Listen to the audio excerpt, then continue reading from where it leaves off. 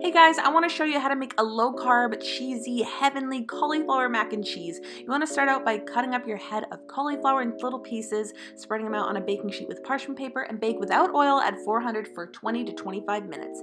Then you're on to the sauce. You're going to want to use a cup of milk, half a cup of cream. I used half and half, and then add in a good 3 to 4 tablespoons of cream cheese. That's going to make it nice and creamy. Then add in a cup of shredded cheese, about a teaspoon of garlic powder, and a generous amount of salt and pepper. Then you just want to whisk it till it's nice and melty, ooey gooey, delicious, a little bit thick, and then take out that delicious roasted to perfection cauliflower, add it to a casserole dish.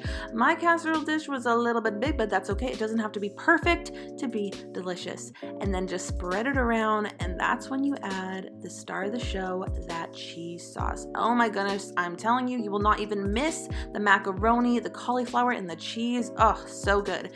Make sure it's nice and combined. And then I like to add on a little bit of shredded cheese on top, a little bit of Parmesan, put it back in the oven for maybe another 15 minutes, and then broil it till it's nice and golden brown like this. Look at that. Oh my gosh, it is so good. Even if you're not low carb, you will absolutely love this. You have to try it, and make sure you like this video and subscribe for more videos.